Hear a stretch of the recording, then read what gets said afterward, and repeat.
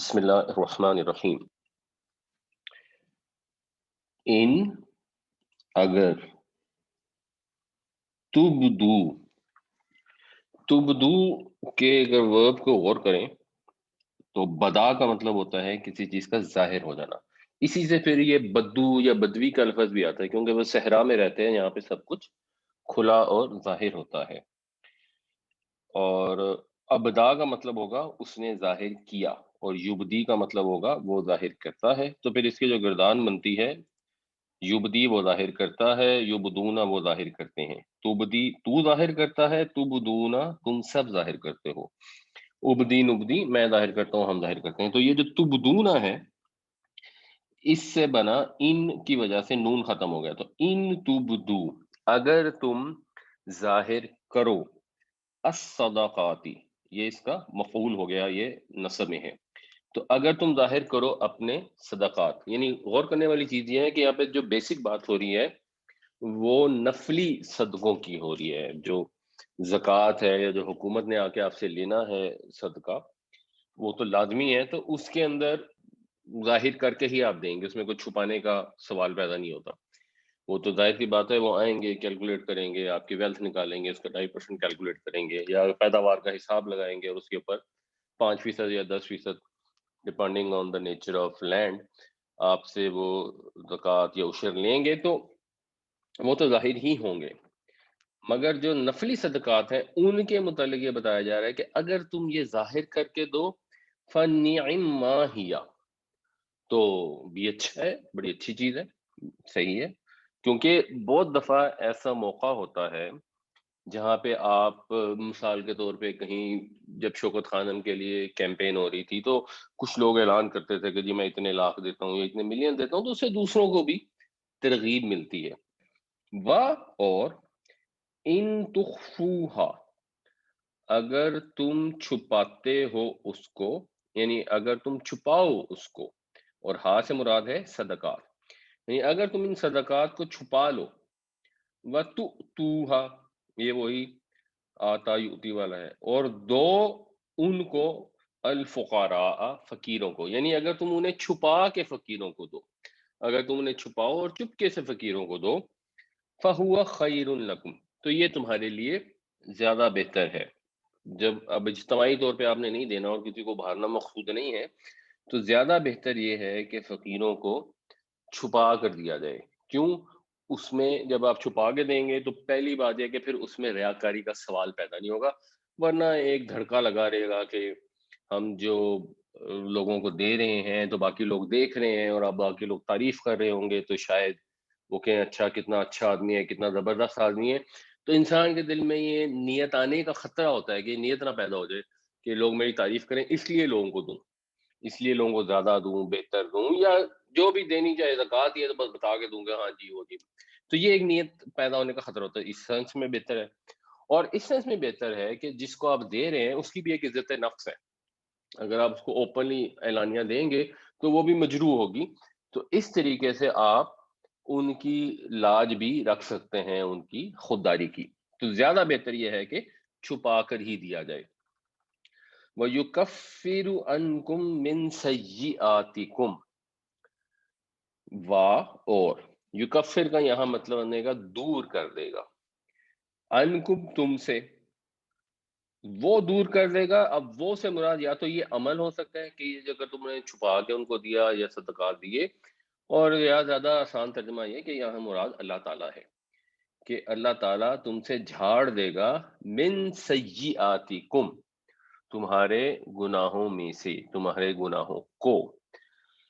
اگر تم اللہ کی راہ میں خرچ کرو گے تو ان کا اجر بھی ملے گا، اور جو تم نے غلطیاں، خامیاں، کوتاہیاں، گناہ کیے ہوں گے وہ بھی اس سے دور ہو جائیں گے، ختم ہو جائیں گے۔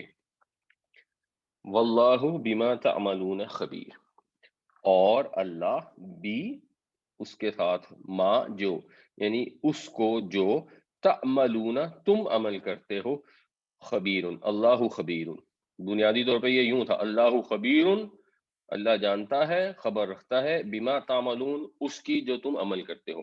جب یہ الفاظ آگے پیچھے ہو جاتے ہیں تو پھر اس سے ایمفیسس بڑھ جاتا ہے۔ تو اللہ تعالیٰ خوب خبر رکھنے والا ہے ان سے جو تم عمل کرتے ہو۔ مطلب یہ کہ جب تم نے کسی کو چھپا کے صدقہ دیا ہے تو دنیا والوں کو تو خبر نہیں ہوئی کہ تم نے کسی کی مدد کر دی، تو اس سے کیا فرق پڑتا ہے؟ جس کی خاطر دیا ہے اس کو تو خبر ہے، وہ تو دیکھ رہا ہے، اس سے تو چھپا ہوا نہیں ہے۔ دنیا کو نہیں پتا لگا تو یہ تو اچھی بات ہی ہے کہ ریاکاری کا عنصر بیچ میں سے نکل گیا۔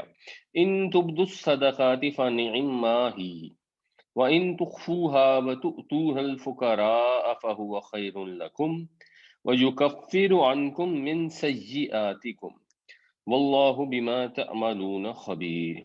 اگر تم ظاہر کرو اپنے صدقات تو یہ بھی اچھا ہے، اور اگر تم چھپا لو انہیں اور چپکے سے دو فقیروں کو تو یہ زیادہ بہتر ہے تمہارے لیے، اور وہ دور کر دے گا تم سے تمہاری برائیاں، اور اللہ خوب خبردار ہے اس سے جو تم عمل کرتے ہو۔ لیسا، لیسا کا مطلب ہوتا ہے نہیں۔ علیکا، تجھ پر، یعنی نبی کریم صلی اللہ علیہ وسلم کو کہا جا رہا ہے نہیں ہے آپ پر، ہدا ہم، ان کی ہدایت، یعنی ان کی ہدایت کر دینا۔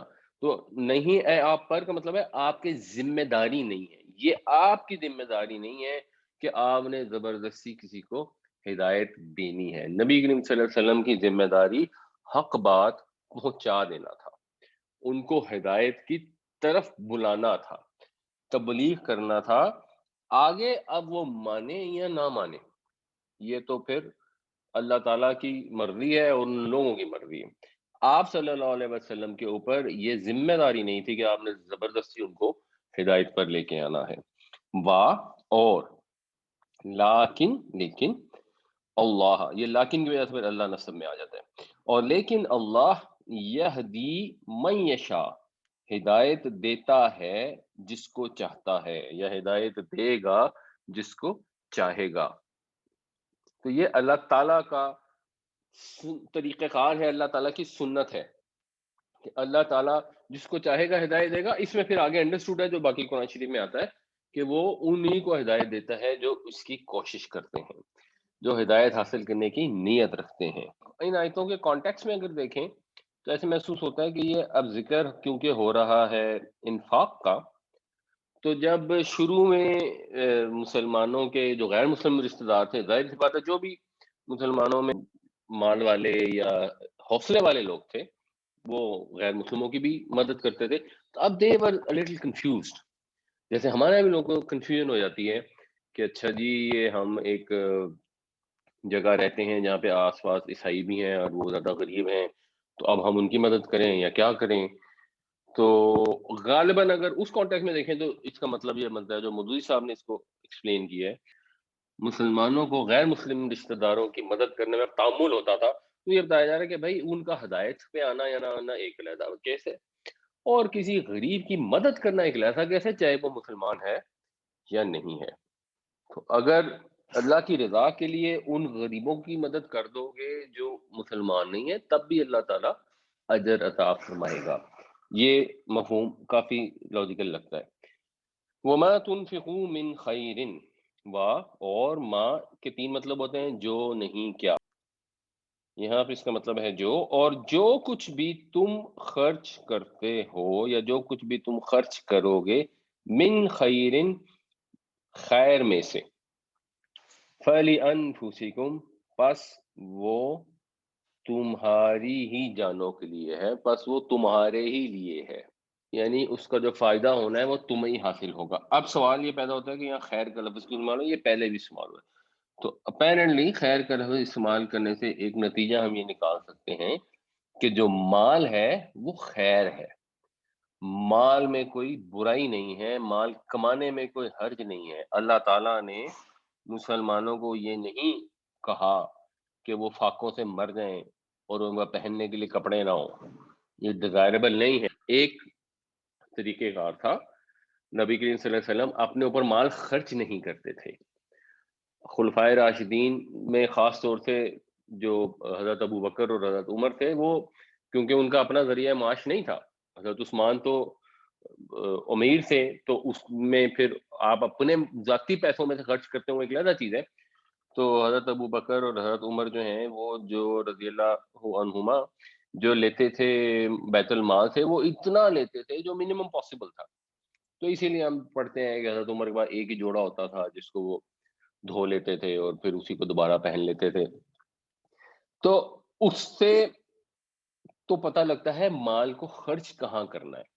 یعنی اگر کسی میں اتنا حوصلہ اور ہمت ہے کہ سارا مال اللہ کی راہ میں خرچ کر دے اور خود منیمم میں گزارا کرے تو ضرور کرے. اس سے یہ نہیں پتہ نہیں لگا کہ مال کمانے میں کوئی پابندی ہے. تو مال کمانے کے اوپر کوئی پابندی نہیں ہے، بلکہ مال کمانا تو اچھی چیز ہے. خیر، آگے آپ پیسے ہوں گے تو آپ کسی پہ خرچ کریں گے، کسی ہسپتال میں دیں گے یا ہسپتال بنوائیں گے، یا لوگوں کی تعلیم پہ خرچ کریں گے، ان کی بھوک پیاس پہ خرچ کریں گے، کسی بھی اچھے مقصد کے لیے خرچ کر سکیں گے. تو یہ قرآن شریف میں مال کے لیے خیر کا لفظ استعمال ہوا ہے، اس کو ذہن میں رکھنا چاہیے. تو جو کچھ بھی تم خرچ کرو گے مال میں سے، اس کا فائدہ تمہیں ہی ہونا ہے. یہ الا کا مطلب ہوتا ہے کسی کے ذمے ہونا، اور لی کا مطلب ہوتا ہے کسی کے لیے ہونا. یہ پیچھے بھی ہم نے پڑھا تھا، جہاں فرائض اور حقوق کی بات ہوئی تھی تو وہاں پہ بھی الا اور لام لی استعمال کیا گیا تھا. اچھا، وا اور ماں. اب یہاں کیونکہ آگے الا آ رہا ہے تو ماں کا مطلب نہیں ہوگا. اور نہیں تم خرچ کرتے مگر ابتغاء، بے غین، یہ جس کا مطلب ہم نے پچھلی کلاس میں بھی کیا تھا، ہوتا ہے کسی چیز کی چاہت میں آگے بڑھ جانا یا حد سے بڑھ جانا. تو پھر یہ سرکشی کے لیے بھی استعمال ہوتا ہے اور چاہت کے لیے بھی استعمال ہوتا ہے. تو مگر اس خواہش میں، اس تلاش میں، اس چاہ میں، وجہ اللہ. وجہ اللہ لفظی ترجمہ ہے اللہ کا چہرہ. ظاہر سی بات ہے اللہ کا چہرہ تو اس طرح کو ہے نہیں جس کو ہم امیجن کر سکیں. اس سے مراد ہے اللہ تعالیٰ کی ذات، اللہ کی ہستی، اللہ کی رضا. تو جو تم بھی خرچ کرو گے وہ تو صرف اللہ کی رضا کے لیے کرو گے، اور نہیں خرچ کرو گے تم مگر اللہ کی رضا کے لیے. مگر مطلب کیا بنے گا کہ نہیں خرچ کرنا مگر اللہ کی رضا کے لیے. یعنی یہ جس مال خرچ کرنے کی بات ہو رہی ہے وہ والا مال ہے جو صرف اللہ کی رضا کے لیے خرچ کیا جائے گا، جس میں دکھاوا شامل نہیں ہوگا اور جس میں دل آزاری نہیں ہوگی، یہ لوگوں پر احسان جتانا نہیں ہوگا. وَمَا تُنْفِقُوا، اور جو تم خرچ کرو گے، من خیرن، مال میں سے، یوفا الیکم، یہ واؤ فی اور یہ وفا، اس کا مطلب ہے ایک چیز کو پورا کرنا، جیسے وعدہ وفا کیا جاتا ہے. اور یوفا جو ہے پھر یہ اس کا باب تفعیل ہے. اس کا مطلب ہوتا ہے کسی کو پورا پورا حق دے دینا. تو یوفا الیکم، پورا پورا دے دیا جائے گا تم کو. یعنی جو تم خرچ کرو گے وہ پورا پورا تمہیں لوٹا دیا جائے گا.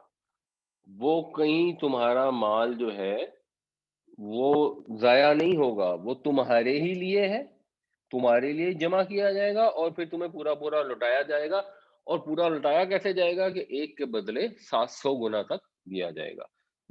اور انتم، تم، انا میں، ہوا وہ، انتا تو، انتم تم سب، وانتم لا تظلمون، اور تم، اب یہ تظلمون جو ہے یہ پیسو وائس ہے، اور تم پر ظلم نہ کیا جائے گا، تم ظلم نہیں کیے جاؤ گے، تمہارے ساتھ کوئی حق تلفی نہیں ہوگی، تمہارے حق میں ذرا بھی کمی نہیں کی جائے گی. جب اللہ کی راہ میں مال دینا ہے، جیب ڈھیلی کرنی ہے، تو بالکل دل میں تنگی نہ آنے دو کہ اچھا یہ تو مال خرچ ہو جائے گا، مجھ سے جدا ہو جائے گا. نہیں، وہ تمہیں واپس لوٹا دیا جائے گا. تمہارے ساتھ کوئی حق تلفی نہیں ہوگی، اور ایک دانے کے بدلے میں 700 دانے تک تمہیں لوٹا دیے جائیں گے.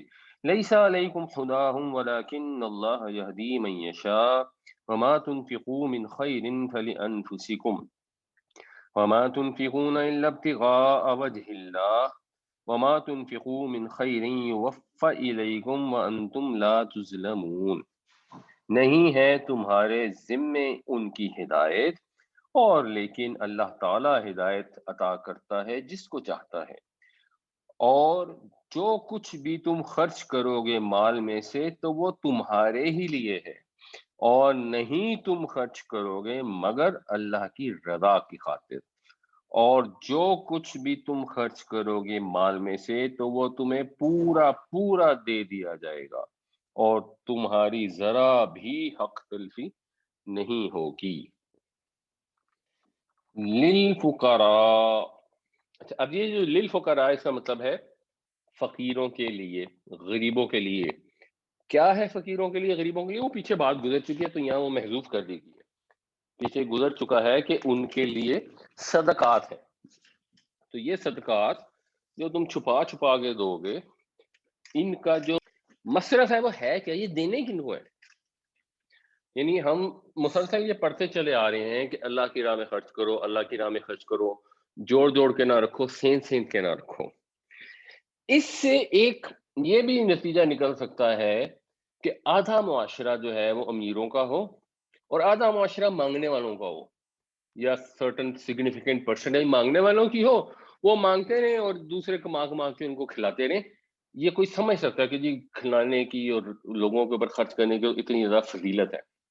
اب اس آیت پہ آپ غور کریں گے تو پکچر کمپلیٹ ہوگی کہ اصل درمیان کا رستہ ہے کیا۔ تو اس آیت میں یہ بتایا جا رہا ہے کہ یہ صدقات کن کے لیے ہیں؟ یہ ان غریبوں کے لیے ہیں الذین جو احسروا، جو محصور ہو گئے، جو گھر گئے۔ کہاں گھر گئے؟ فی سبیل اللہ، اللہ کے راستے میں، جو اللہ کی راہ میں گھر گئے۔ کیسے گر گئے؟ لا یستطیعون، نہیں استطاعت رکھتے، ضربن فی الارض، ضرب کا ویسے مطلب تو مارنا ہوتا ہے، لیکن جب یہ زمین کے ساتھ ہے نا فی الارض، تو مراد ایکچولی اس سے ہوتے ہیں زمین میں پاؤں مارنا، یعنی زمین میں سفر کرنا۔ تو وہ استطاعت نہیں رکھتے زمین میں سفر کرنے کی، مطلب زمین میں دوڑ دھوپ کرنے کی۔ کہ کچھ ایسے لوگ ہیں جو اللہ کے راستے میں ایسے گھر گئے ہیں کہ اب وہ استطاعت نہیں رکھتے مال کمانے کے لیے دوڑ دھوپ کرنے کی۔ یہ ایک سرٹن فقیر وہ ہیں جن کا ایک خاص اب ذکر کیا جا رہا ہے۔ مثلا نبی کریم صلی اللہ علیہ وسلم کے دور میں اصحاب تھے رضی اللہ تعالی عنہم، جو کہلاتے تھے اصحاب صفہ، ایک چبوترے کے اوپر بیٹھے رہتے تھے اور دین کی تعلیم حاصل کرتے رہتے تھے، نبی پاک صلی اللہ علیہ وسلم کی باتیں لکھتے رہتے تھے۔ مثلا حضرت ابو ہریرہ رضی اللہ تعالیٰ عنہ بھی ان میں شامل ہیں، جن سے شاید سب سے زیادہ حدیثیں روایت ہیں۔ تو اب یہ کیونکہ اس مقصد کے اندر اللہ کی راہ میں اتنے مشغول ہو گئے ہیں اور ہر وقت وہاں موجود ہیں، تو اب یہ مزدوری کرنے نہیں جا سکتے، کوئی کاروبار کرنے نہیں جا سکتے۔ یا مثال کے طور پہ جب حضرت ابو بکر رضی اللہ عنہ کو خلیفہ بنایا گیا تو آپ اگلے دن آپ اپنا کپڑا لے کے چل پڑے کہ جی میں بیچوں کپڑا اور اس سے اپنا انتظام کروں گھر بار کے لیے۔ تو حضرت عمر نے کہا کہ یہ آپ تو نہیں جا کے کپڑا بیچ سکتے، خلیفہ کپڑا بیچنے جائے گا تو خلیفہ سے مثلاً کس نے ریٹ توڑوانا ہے، کس نے اس سے بحث کر کے نیگوسیشن کرنی ہے، تو یہ نہیں ہو سکتا۔ تو پھر حضرت ابو بکر کا ایک وظیفہ مقرر کیا گیا۔ اب یہ ایک علیحدہ چیز کہ آپ رضی اللہ عنہ نے وہ منیمم پاسبل وظیفہ رکھ لیا جو مدینے میں ایک مزدور کم سے کم کمائی کرتا تھا۔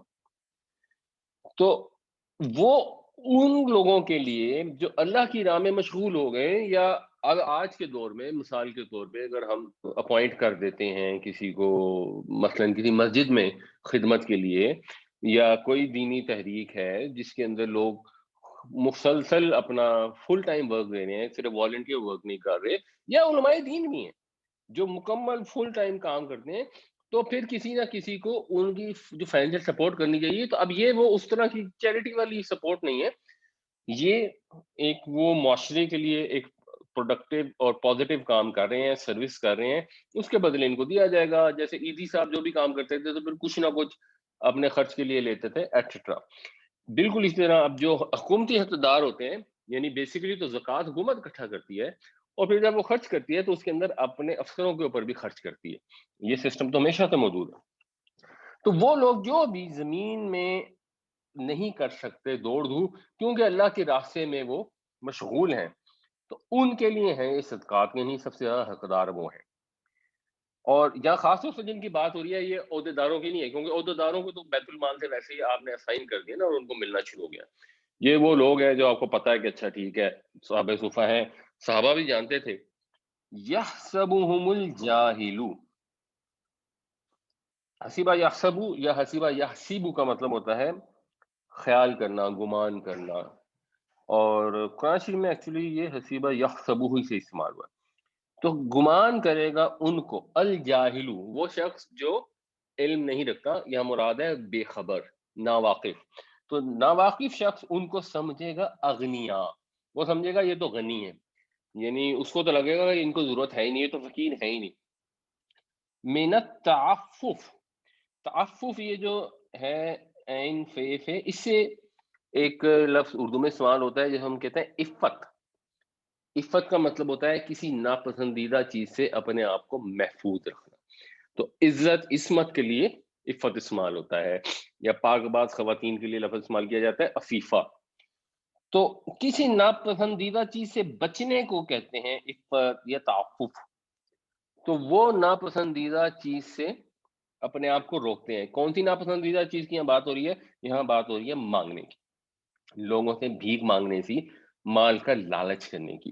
तो वो उससे अपने आप को रोकते हैं। तो जब वो अपने आप को ना इस भीख माँगने से रोकते हैं, तो जो नावाकिफ़ लोग हैं, वो समझते हैं कि ये तो गनी है, इनको तो ज़रूरत नहीं है।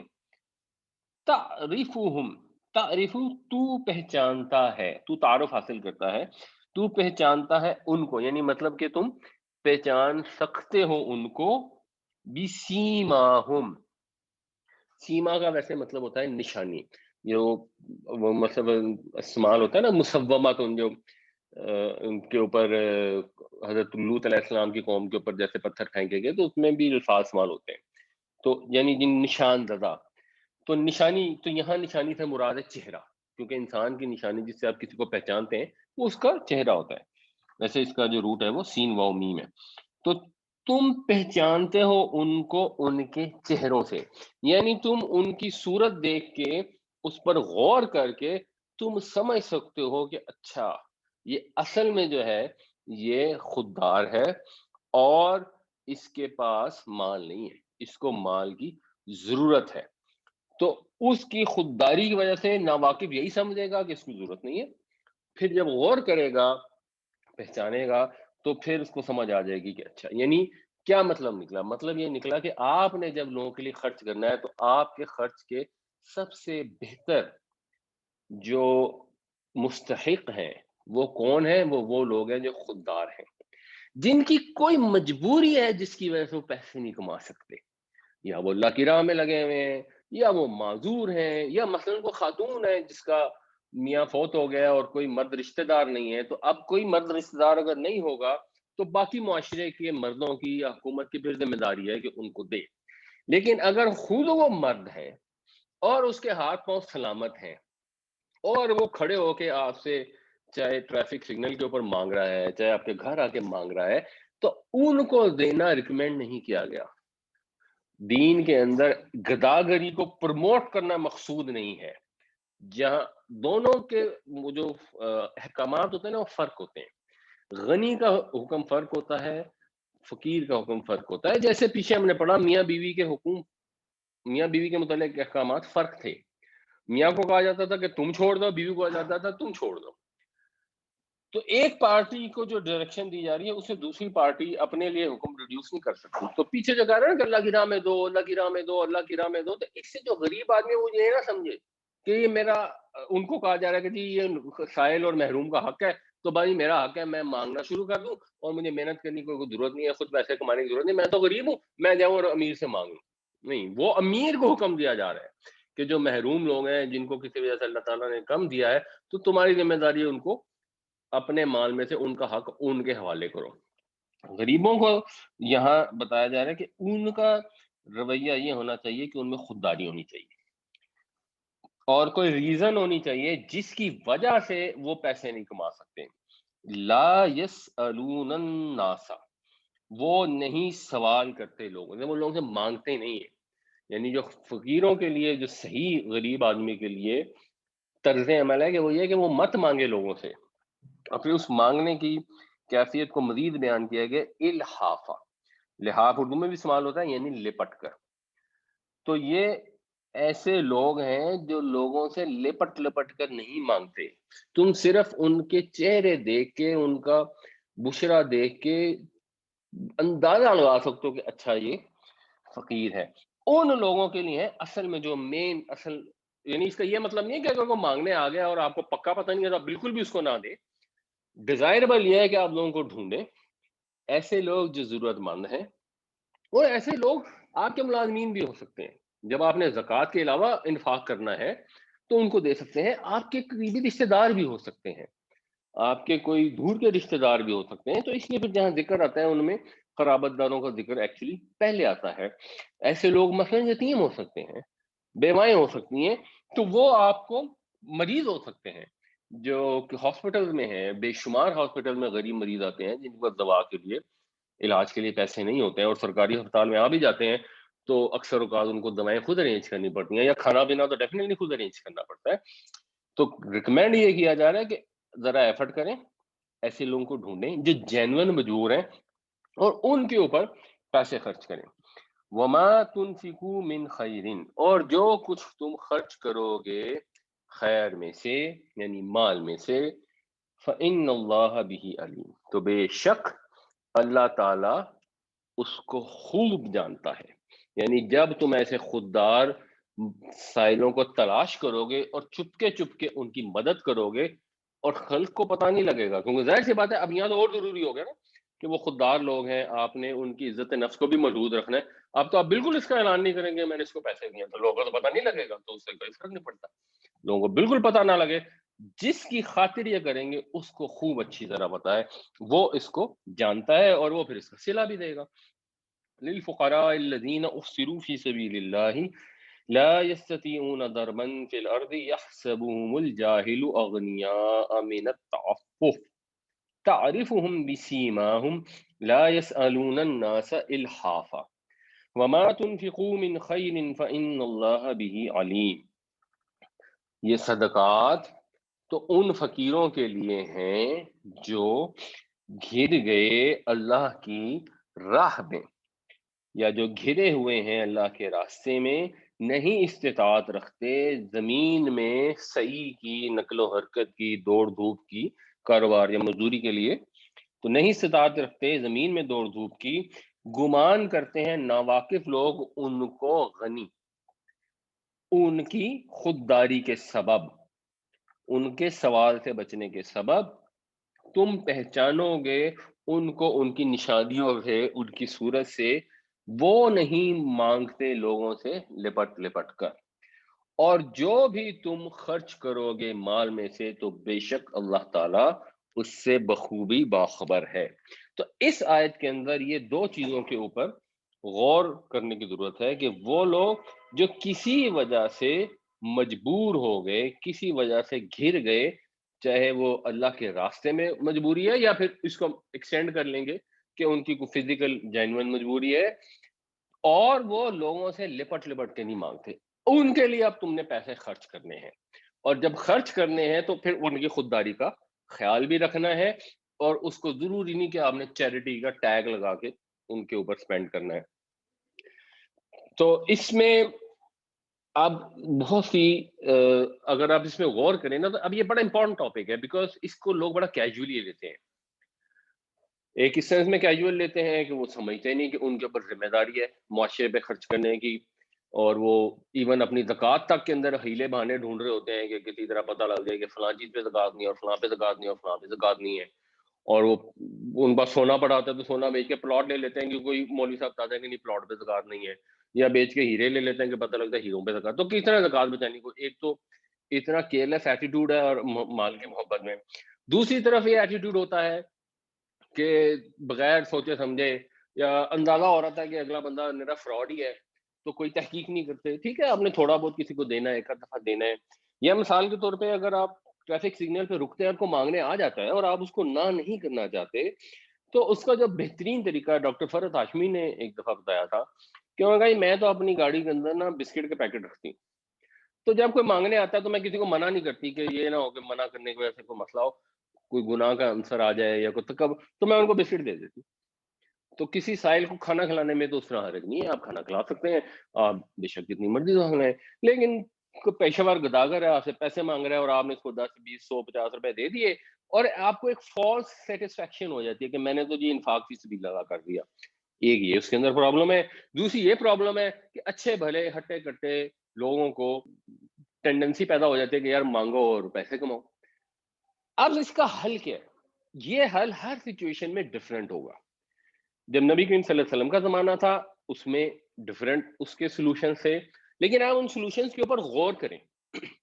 یہ اس کو ہم تھوڑا سا ڈیٹیل میں ڈسکس کرتے ہیں تاکہ ذرا کانسیپٹ کلیئر ہو جائے، اور اس میں دو بڑی امپورٹنٹ چیزیں، ایک ہمیں یہ کلیئر ہونا چاہیے کہ ہم نے اپنے پیسے کہاں سپینڈ کرنے ہیں، اور دوسرے ہمیں یہ کلیئر ہونا چاہیے کہ اوورال انسان کے اندر اسلام کیا مینٹیلٹی چاہتا ہے، کیا ایٹیٹیوڈ، کیا رویہ اس کا اسلام تعلیم کرنا چاہتا ہے۔ یہ آپ غور کریں، یہ بڑی انٹریکیٹ آیتیں ہیں اور ایک دوسرے سے ایسے لنکڈ ہیں کہ بعض اوقات لوگ اس کو غور نہیں کرتے تو صحیح سے سمجھ نہیں آتی، اور پھر بعد میں بہت سوالات پیدا ہوتے ہیں، کیونکہ اس کے بعد سود کا ٹاپک آئے گا، اور سود میں جا کے لوگ ایک دم کنفیوز ہو جاتے ہیں کہ اچھا سود حرام ہے، اچھا یہ کون سا سود ہے، وہ کون سا سود ہے۔ تو اس کے اوپر ہم تھوڑا سا نا ٹائم انشاءاللہ زیادہ سپینڈ کریں گے کہ ہم اس کو اچھی طرح سمجھ سکیں۔ تو اس معاملے میں جو مانگنے والا کیس ہے اس میں بہت ساری احادیث ہیں۔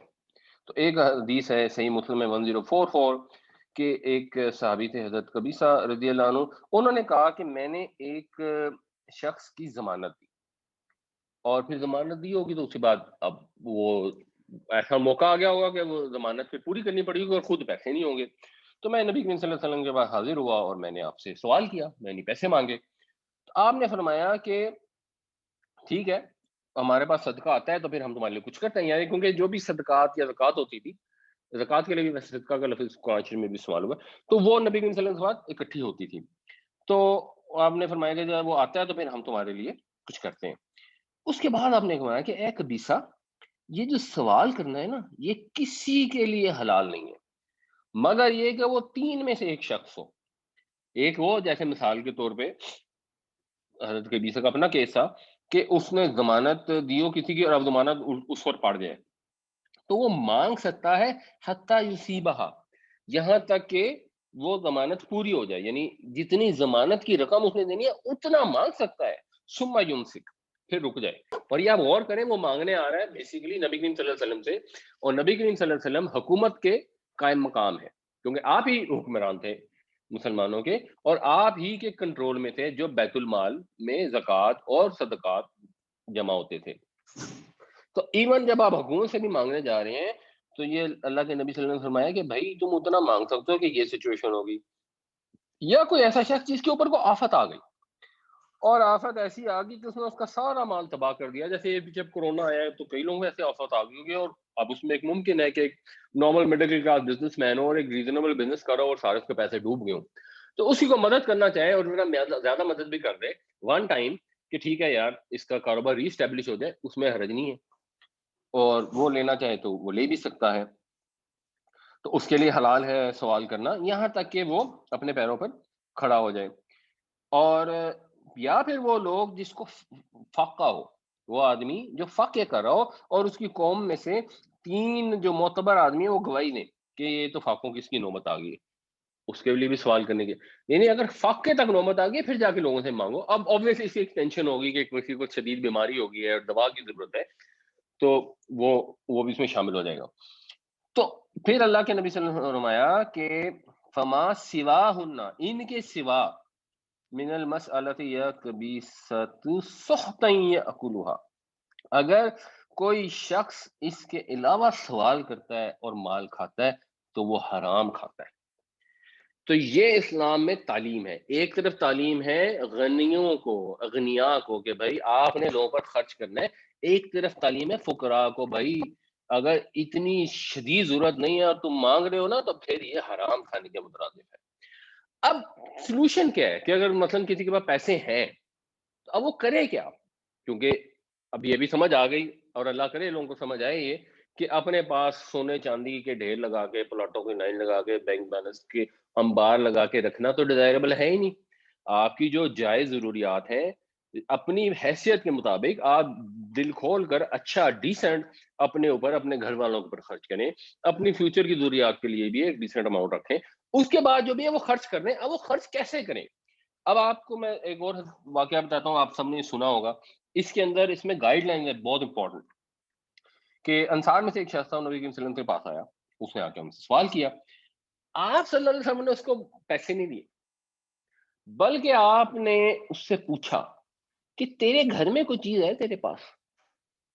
اس نے کہا جی کہ میرے پاس تو کیا ہونا ہے، ایک کمبل ہے، ہم اس کا آدھا حصہ جو ہے وہ نیچے بچھا لیتے ہیں اور آدھا اپنے اوپر اوڑھ لیتے ہیں، یعنی تھوڑا سا بڑا کمبل ہوگا جو وہ پوری فیملی جو ہے وہ اس میں گزارا کرتی تھی، اور ایک ہمارے پاس پیالہ ہے جس کے اندر ہم پانی پیتے ہیں، بس دو ہی چیزیں ہمارے گھر میں۔ اتنا مسکین تھا، دیکھیں نا، اب اتنا غریب ہو گیا، اتنا مسکین ہو گیا، اب وہ مانگنے آ رہا ہے تو شاید ایک طریقے کار کو دے دیں، اور نبی صلی اللہ علیہ وسلم تو دینے والے تھے، لیکن آپ اس حدیث میں غور کریں، اور یہ سننے ابن ماجہ میں ہے، اور اپنا صحیح حدیث ہے، تو اس پہ آپ غور کریں تو نبی کریم صلی اللہ علیہ وسلم نے اس کو نہیں دیا مال، بلکہ آپ نے کہا جا ان دونوں کو لیا، اس کے پاس جو ایک کو پھٹا پرانا کمبل تھا اور ایک کو جو بھی ٹوٹا پھوٹا یا جیسا بھی پیالہ تھا، وہ بھی ہونے کا لے آؤ، وہ دونوں لے آیا، تو نبی کریم صلی اللہ علیہ وسلم نے وہ اپنے ہاتھ میں لیے اور فرمایا من یشتری ہذین، کوئی ہے جو ان دونوں کو خرید لے۔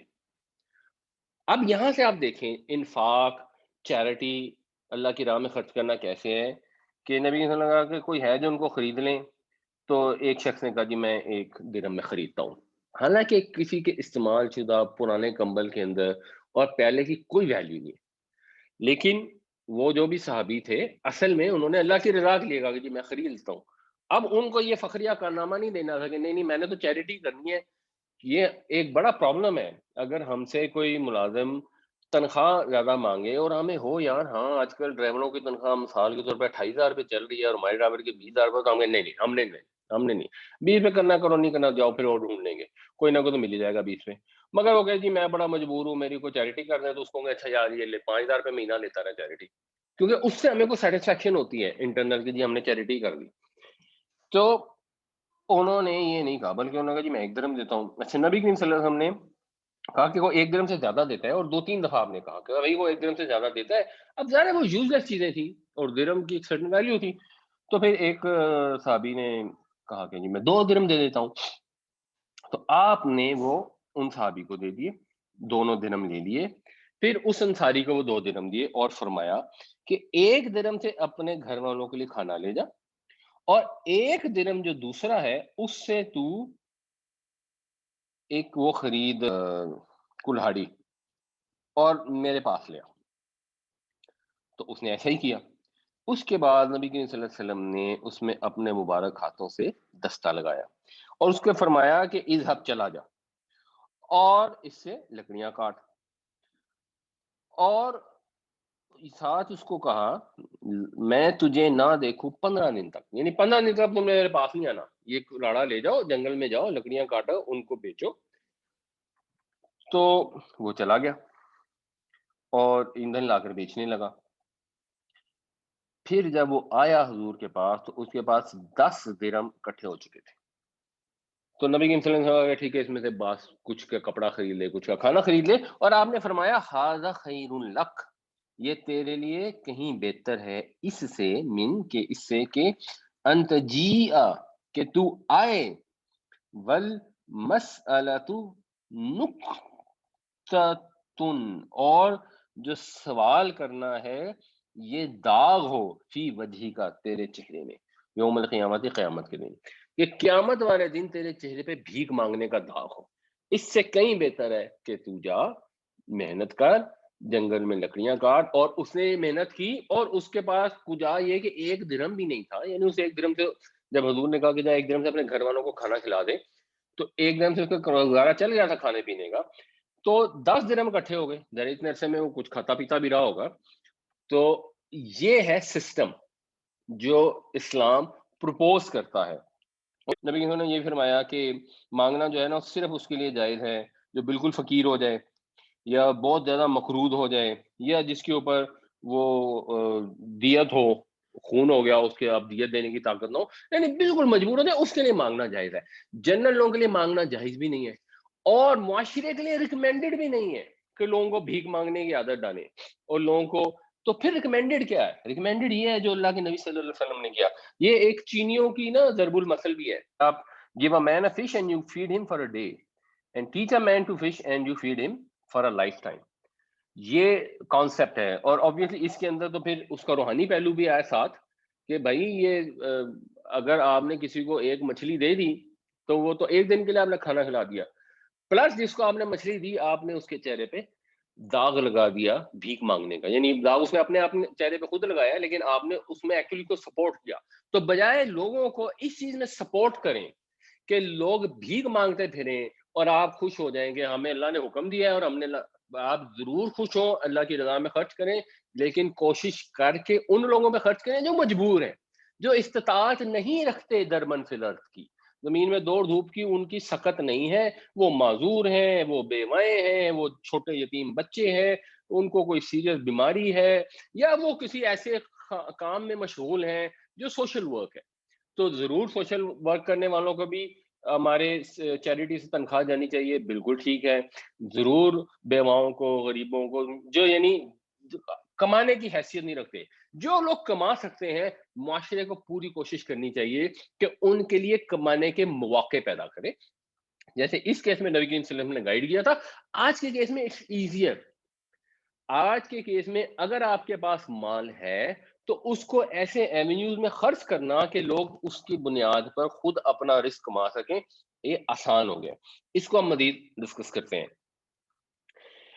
کون سا اب یہ سمجھنا چاہیے جو ہم نے پچھلی بار بھی ڈسکس کیا تھا، یہ مال فے کے متعلق تھا، لیکن اوور آل کانسیپٹ یہ ہے اسلام کا اکنامک سسٹم کیا ہے کہ کئی لا یکون دولتم بین الاغنیاء منکم، کہ یہ جو مال ہے دولت مندوں کے ہاتھوں میں پھرتا نہ رہے. یہ نہ ہو کہ بس چند امیر لوگ ہیں، وہ 22 خاندان ہیں یا جتنے بھی ہیں، ان کے درمیان میں دولت گردش کرتا ہے. یہ اسلام کا اکنامک سسٹم نہیں ہے. اسلام کا اکنامک سسٹم یہ ہے کہ جو مال ہے اس کا پروڈکٹیو اکنامک یوز ہو.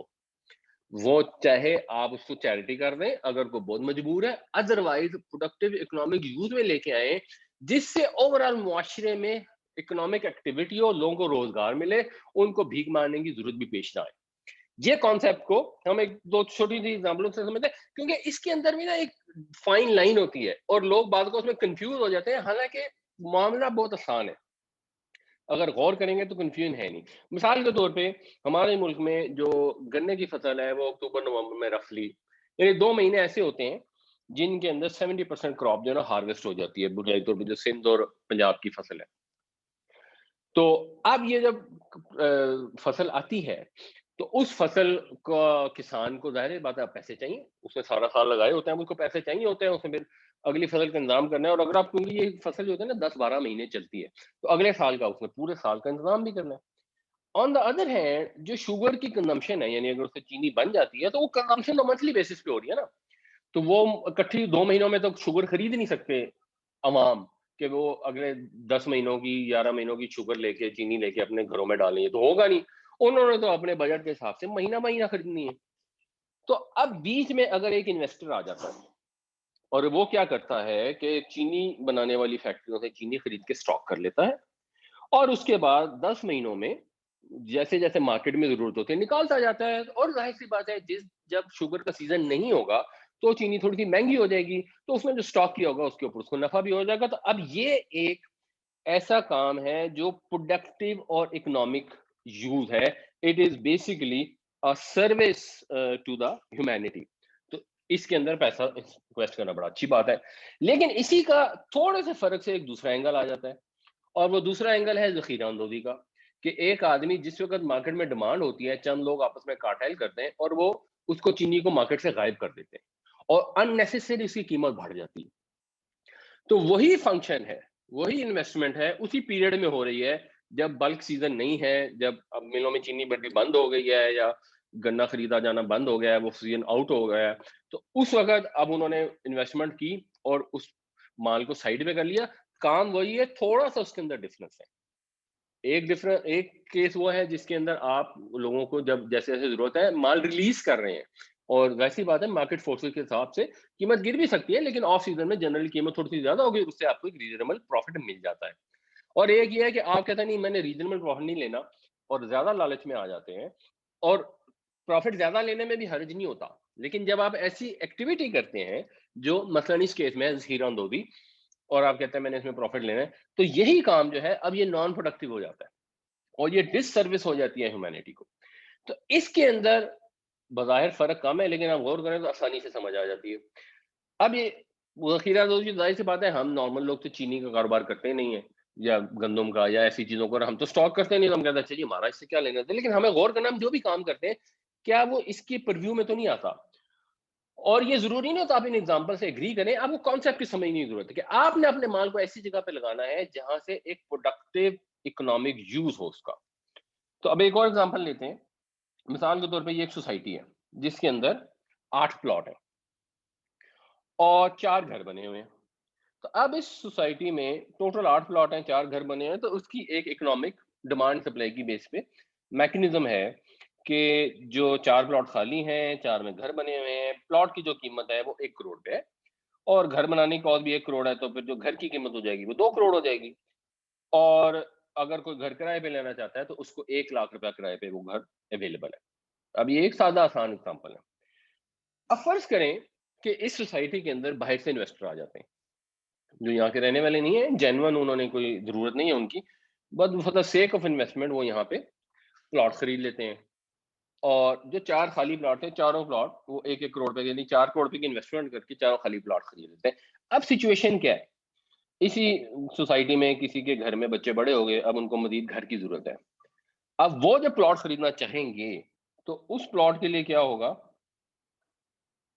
کیونکہ فری پلاٹ تو اویلیبل ہی نہیں ہے، اب اس انویسٹر سے انہوں نے خریدنے ہیں، تو وہ پلاٹ کی قیمت بڑھ کے ڈبل ہو جائے گی، مثلاً 2 کروڑ، اور جو گھر کی کاسٹ ہے وہ پھر ذرا اگر کاسٹ کروڑ ہے تو گھر پورا 3 کروڑ کا پڑے گا، تو رینٹ جو ہے وہ 1.5 لاکھ یا اس سے بھی زیادہ پہ چلا جائے گا مہینے کا۔ اگر اس کے الٹ لیں کہ وہ جو 4 کروڑ انویسٹ کرنا ہے وہ کریں کیا کہ 2 پلاٹ لے لیں، ان 2 پلاٹوں کے اوپر 2 گھر بنا لیں، اب کیا سچویشن ہو جائے گی، اب یہ سچویشن ہو جائے گی کہ 2 فری پلاٹ بھی اویلیبل ہیں، 2 فری ہاؤسز بھی اویلیبل ہیں۔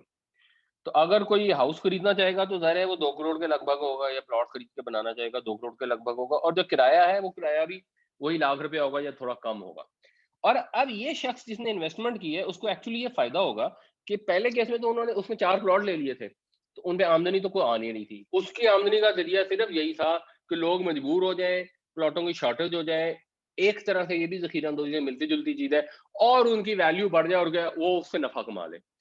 اس کے اندر کیا ہوگا کہ اس نے اگر گھر بنا کے کرائے کے لیے اویلیبل کر دیا تو اب یہ ایک پروڈکٹیو یوز ہو گیا، معاشرے کے اندر ایک سروس جو ہے اس کی اویلیبلٹی بڑھ گئی۔ پچھلے کیس میں اس نے پلاٹ خرید کے ہولڈ کر لیے تو وہ سپلائی کم ہو گئی، لوگوں کے لیے جو جینون پلاٹ خریدنا چاہتے تھے گھر بنانے کے لیے ان کے پاس اب پلاٹوں کی اویلیبلٹی کم ہو گئی تھی۔ اس کیس میں وہ لوگ جو گھر لینا چاہتے ہوں، چاہے خریدنا چاہتے ہوں یا کرائے پہ لینا چاہتے ہوں، تو اویلیبلٹی بڑھ گئی ہے۔ تھوڑا سا فرق ہے، مگر معاشرے کے اندر اس انویسٹمنٹ کا جو اینگل ہے اس سے سروس اور ڈس سروس، اب ون کین ایزیلی انڈرسٹینڈ، خود سے لوگ غور کر سکتے ہیں کہ ان میں سے کون سا والا طرز عمل ڈیزائربل ہے، کون سا والا طرز عمل ہے جو ہمارا دین ہمیں گائیڈ کرتا ہے۔ تو اب اس کا مزید فائدہ یہ کہ اس کے ساتھ ایک آمدنی بھی شروع ہو گئی، اور جو ایک ریزنیبل آمدنی ہے۔ ہاں ایک چیز ہے کہ اس انویسٹر کا رسک بڑھ جاتا ہے، پلاٹ خریدنے کے بعد پلاٹ کی قیمت کم ہو سکتی ہے، اس کے اندر رسک ہے، لیکن گھر کے اندر رسک تھوڑا بڑھ جاتا ہے کیونکہ پھر گھر میں ڈپریسیشن بھی ہوتی ہے، اس کے پینٹ بھی خراب ہوتے ہیں، اگر کرائے پہ نہیں چڑھتا تو مسئلہ ہوتا ہے، بعض اوقات کرائے پہ چڑھنے کے بعد بھی کوئی کمپلیکیشن ہو سکتی ہیں، ایٹسٹرا ایٹسٹرا، اس طرح کی چیزیں ہو سکتی ہیں۔ اور ایک عام آدمی کی خواہش ہوتی ہے کہ میں رسک اپنا کم رکھوں، اور چاہے معاشرے کو تکلیف ہوتی ہو کوئی بات نہیں، میرا رسک کم ہو اور مجھے نفع زیادہ ہو جائے۔ یہ جنرل ٹینڈنسی ہے، ایک دین کی گائیڈ لائنز ہیں کہ آپ لوگوں کو فیسیلیٹیٹ کریں جس کے اندر سپلائی چیزوں کی بہتر ہو، سروسز بڑھیں، پروڈکٹیو طریقے سے اس کو آپ اپنی انویسٹمنٹ کو سپینڈ کریں جس سے لوگوں کا روزگار بھی اضافہ ہو۔ جب آپ اس سوچ سے جائیں گے تو آپ گھر بھی بنائیں گے، آپ بلڈنگیں بھی بنائیں گے، آپ ہوٹل بھی بنائیں گے، آپ بزنسز بھی بنائیں گے، جو آج کے زمانے میں بزنسز کے اندر یہ سہولت بہت زیادہ موجود ہے کہ آپ اس میں لوگوں کو روزگار دے سکتے ہیں۔ اور جب آپ بزنس میں روزگار دیں گے تو پھر آپ بجائے لوگوں کو ویسے اسپینڈ کرنے کے، آپ ان کو مستقل ذریعہ دے سکتے ہیں۔ تو یہ جب آپ بزنس کریں گے اور اس میں انویسٹمنٹ کریں گے تو اس انویسٹمنٹ کے پھر دو اینگل ہیں، یعنی جو پیچھے والے ہم نے چیزیں ڈسکس کی وہ غور کریں تو آسانی سے سمجھ آ جاتی ہیں۔ اس کے اندر ہے کہ اب آپ نے انویسٹمنٹ کرنی ہے تو یا وہ آپ کی ایکوٹی انویسٹمنٹ ہوگی جس میں آپ پروفٹ اینڈ لاس میں شیئر کریں گے، یا آپ کی ڈیٹ کی انویسٹمنٹ ہوگی جس کے اوپر آپ سود کھائیں گے۔ یہ ایک لوگوں کو بڑی کنفیوژن ہوتی ہے اس کے اوپر، اور کنفیوژن کی بھی بنیادی وجہ یہی ہوتی ہے کہ لوگ قرآن شریف پڑھتے نہیں ہیں، اس کو غور فکر نہیں کرتے ہیں۔ تو اس کو ہم مزید اب اگلی آیتوں میں یہ آئے گا۔ تو جب قرآن میں ربا کی آیتیں آ رہی ہیں تو اس سے پہلے یہ دوبارہ اب یہ چیز ریپیٹ کی گئی۔ پہلے یہ بتا دیا گیا کہ بھی اب فقیر ان کو دو جو لپٹ لپٹ کے نہیں مانگتے، پھر دوبارہ سے یہ چیز ریپیٹ ہوئی ہے کہ الذین ينفقون اموالهم باللیل والنہار، وہ لوگ جو خرچ کرتے ہیں اپنے مال رات کو اور دن کو۔ رات کو اور دن کو سے مراد ایک تو یہ کہ 24 گھنٹے خرچ کرنے کے لیے تیار ہے، اور آبویس اس میں یہ بھی مراد ہے کہ چھپے اور کھلے، جو آگے الفاظ بھی آ رہے ہیں سرًا و علانیۃ، کہ چاہے وہ خفیہ طریقے سے خرچ کرتے ہیں یا اعلانیہ خرچ کرتے ہیں۔ فَلَهُمْ أَجْرُهُمْ عِنْدَ رَبِّهِمْ، تو ان کے لیے ہے ان کا اجر ان کے رب کے ہاں۔ وَلَا خَوْفٌ عَلَيْهِمْ وَلَا هُمْ يَحْزَنُونَ، اور نہ ان پر کوئی خوف ہوگا اور نہ وہ غمگین ہوں گے، یعنی ان کو پھر جنت کا وعدہ ہے ایسے لوگوں کو جو اپنے مال رات دن چھپے کھلے خرچ کرتے ہیں۔ تو وہ پھر ایسی جگہ پہنچ جائیں گے جہاں نہ کوئی مستقبل کا خوف ہوگا اور نہ کوئی ماضی کا غم۔ اور اب یہ دوبارہ بتانے کے بعد اب اس یہ رکوع کی یہ دوسری آیت ہے جس میں پھر ربا کا ذکر ہو رہا ہے۔ الذین یأکلون الربا، وہ لوگ جو کھاتے ہیں الربا سود، لا یقومون، وہ نہیں کھڑے ہوں گے، الا مگر کی طرح، ما جو کی طرح یعنی جیسے کہ یقوم کھڑا ہوگا الذی وہ شخص، کون شخص؟ یتخبطہ الشیطان من المس، جس کو خبط میں مبتلا کر دیا ہے، دیوانہ بنا دیا ہے شیطان نے چھو کر۔ یہ شیطان نے چھو کر دیوانہ بنا دیا ہے، یہ محاورہ ہے بیسیکلی، جیسے یہ فعل ہے نا جن، اس کا جب آپ مفعول بنائیں گے تو وہ بنتا ہے مجنون۔ تو وہ شخص جس پر جن آ جائے اس کو مجنون کہیں گے۔ تو یہ ضروری نہیں ہوتا جن کا آ جانا، ویسے تو شیطان جو ہے انسان کو دماغی اس کا توازن خراب کر بھی سکتا ہے جب انسان شیطان کے راستے پہ چلتا ہے، بٹ مجنون کا بیسیکلی مطلب ہوتا ہے محاورتاً جس کو جن آ جائے، جو دیوانہ ہو۔ تو یہ محاورے کے طور پہ غالباً یہاں پہ استعمال کیا ہوا ہے کہ جو لوگ سود کھاتے ہیں وہ قیامت والے دن، اور یہ انڈرسٹوڈ ہے قیامت والے دن، وہ ایسے اٹھیں گے جیسے کو پاگل اٹھے گا، یعنی وہ پاگل ہو چکے ہوں گے جب وہ قیامت والے دن اٹھیں گے۔ یہ دین نے ہمیں بتایا ہے سود کے بارے میں، یعنی اتنی خراب چیز ہے کہ سود کھانا جس کو لوگ کیجولی لیتے ہیں اور آرام سے بیٹھ کے کہتے ہیں اچھا اچھا یہ سود وہ سود نہیں، وہ سود وہ سود نہیں، حالانکہ نہ کہیں قرآن میں لکھا ہے نہ حدیث میں لکھا ہے کہ یہ سود وہ سود نہیں، اور اتنی خطرناک چیز ہے۔ اور پھر وہ سوال پیدا ہونے شروع ہوتے کہ اچھا کیوں، اس میں کیا مسئلہ ہے؟ اب ہم نے اگر کسی کو پیسے دیے ہیں تو مفت میں تو نہیں دے سکتے نا، یہ تھوڑی کیا ہو سکتا ہے کہ ہم اس کو پیسے دے دیں اور وہ ہمیں 6 مہینے بعد واپس کرے اور ہم اس سے کچھ لیں ہی نہ، یہ کیا بات ہوئی؟ ذالکا، یہ اس لیے کہ یعنی جو پیچھے بات ہوئی یہ پاگلوں کی طرح کیوں کھڑے ہوں گے، اس لیے کھڑے ہوں گے بِأَنَّهُمْ، کہ انہوں نے قالو یہ کہا، انما البیع مثل الربا، انما کا مطلب ہوتا ہے صرف، بس، بیع ہوتا ہے خرید و فروخت کرنا، سودا کرنا، تجارت، کہ تجارت تو مثل الربا، ربا کے جیسی ہے، سود ہی کی تو طرح ہے۔ تجارت میں بھی تو یہی ہوتا ہے کہ آپ اپنا مال فروخت کرتے ہیں تو زیادہ پہ فروخت کرتے ہیں نا، آپ کہیں سے سستا خریدتے ہیں آگے زیادہ پہ خرید کے بیچتے ہیں تو آپ کو اس میں نفع ہو جاتا ہے، اسی طرح آپ اپنے مال کسی کو دے دیں تو اس میں آپ کو نفع ہو گیا، اس میں ایسی کون سی بات؟ تو یہ جو وہ جملہ کہتے ہیں جس میں ایسی کون سی بات ہے، اللہ تعالیٰ یہ فرما رہے ہیں کہ یہ پاگلوں والی بات ہے، یہ ایسی پاگلوں والی بات جو کریں گے وہ قیامت والے دن بھی پاگل ہو کے اٹھائے جائیں گے۔ واہ، اور حالانکہ احل اللہ البیع، اللہ تعالیٰ نے تجارت کو حلال کیا ہے، وحرم الربا، اور سود کو حرام کیا ہے۔ یہ اللہ تعالیٰ نے اپنا ورڈکٹ ان کو بتایا ہے. اور یہ چیز سمجھنی بڑی ضروری ہے. ہم اس میں انشاءاللہ ڈسکس کریں گے کہ یہ سود حرام ہونے کی کیا وجہ ہو سکتی ہے، اور اگر آپ پچھلی آیتوں میں غور کریں تو آپ کو خود ہی سمجھ آ جائے گی کہ وہ پچھلی جتنی آیتیں گزری ہیں تقریباً 2 رکوع، اس کے اندر جو رویہ انسان کے اندر پروان چڑھانے کی اللہ تعالیٰ ہمیں تعلیم دے رہے ہیں، جو چیز ریکمینڈ کی گئی ہے، انکریج کی گئی ہے، وہ انسانی جو رویہ ہے، اور وہ رویہ جو ایک سود خور کا ہوتا ہے، اس میں زمین آسمان کا فرق ہے. جب آپ پیسے سود کے اوپر رکھنا شروع کر دیتے ہیں تو پھر آپ کے اندر خود بخود تنگ دلی پیدا ہو جاتی ہے. کیونکہ آپ سے کوئی آیا، اس نے کہا یار مجھے ضرورت ہے، مجھے 2 مہینے کے لیے 2 لاکھ روپے دے دیں. آپ اچھا 2 مہینے کے لیے 2 لاکھ لوں گا، 2 لاکھ پہ تو 2 مہینے میں 4 ہزار پہ آئیں گے، میں تو 4 ہزار کا نقصان ہو جائے گا. آپ کو خود بخود دل تنگ ہونا شروع ہو جائے گا. آپ کہتے ہیں یار دیکھو بات یہ ہے، تمہیں پیسے ہیں جا کے بینک سے لے لو، تو کوئی بات نہیں، وہ تمہیں 5-4 ہزار کا خرچہ پڑ جائے گا تو کیا ہوگا، کوئی بات نہیں. آپ کی جان نکلنی شروع ہوتی ہے اس کے اوپر. یہ ایک رویہ ہے، بٹ یہ ایشو نہیں ہے کہ اس کی ریزن کیا ہے کہ سود اللہ نے کیوں حرام کیا. یہ اصل میں فوکس کبھی بھی نہیں ہو سکتا. مثال کے طور پہ مجھ سے ایک اٹالین ہمارا ایجنٹ تھا، میں اٹلی میں گیا، اس نے مجھ سے کہا کہ جی یہ پوک کیوں حرام ہے، خنزیر. تو میں نے اس کو کہا اصل میں نا وہ خنزیر کھانے سے بڑی بیماریاں ہو جاتی ہیں، اس لیے حرام ہے. تو اس نے کہا اچھا اچھا اچھا اچھا، تم سارے مسلمان جو ہو وہ بڑے صحت مند ہو، اور یہ جو چین میں جتنے لوگ کھاتے ہیں، جو سارے سود کھاتے ہیں، یہ سارے بیمار ہیں، اور تم سارے صحت مند ہو، تمہارا یہ خیال ہے. And I realized کہ ہاں یار یہ تو کوئی وجہ بن نہیں سکتی. پھر میں نے اور کئی تکے لڑانے، انہیں ہر میرے تکے کو نا نلیفائی کر دیا. اور تھا وہ یہودی تھا. اس نے کہا دیکھو اس کی سیدھی سی وجہ ہے کہ جو خنزیر ہے یہ ابنڈنس میں اویلیبل ہے. گوشت کی جو اویلیبلٹی ہے ابنڈنس میں سب سے زیادہ اس جانور کی ہے، کیونکہ یہ گندگی کھا کے بھی پل جاتا ہے. اس کے اوپر آپ کو خوراک پہ اتنا خرچہ نہیں کرنا پڑتا، اور یہ اس کی وہ بھی بہت زیادہ ہوتی ہے ریپروڈکشن، تو یہ بہت زیادہ اویلیبل ہوتا ہے.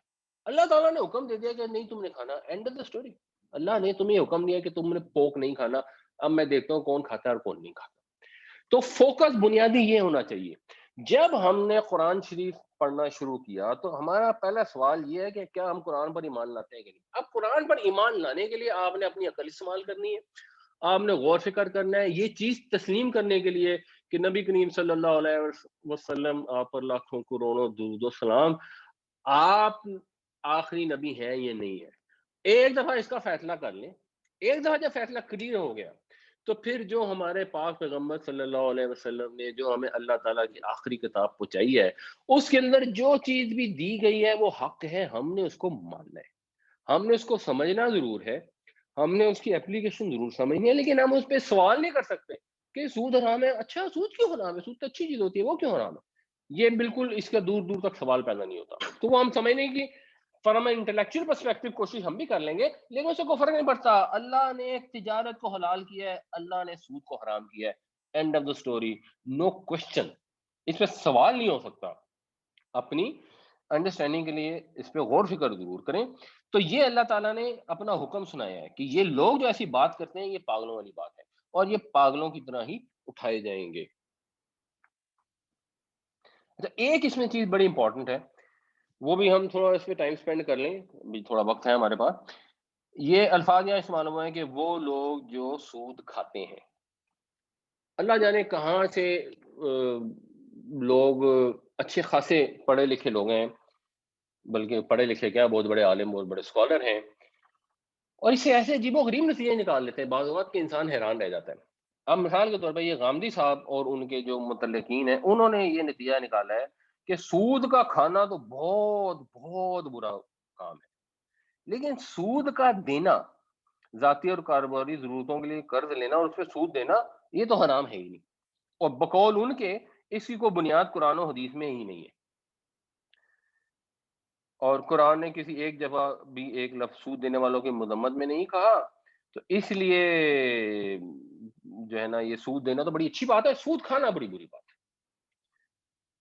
اور مزید ان کا یہ فرمانا ہے کہ ایک حدیث ہے، اچھا اس کا ترجمہ اگر آپ دیکھیں تو انہوں نے ترجمہ یہی کیا، سود کھلانے والے، کہ حدیث میں سود کھلانے والوں کو بھی یکساں مجرم ٹھہرایا گیا ہے.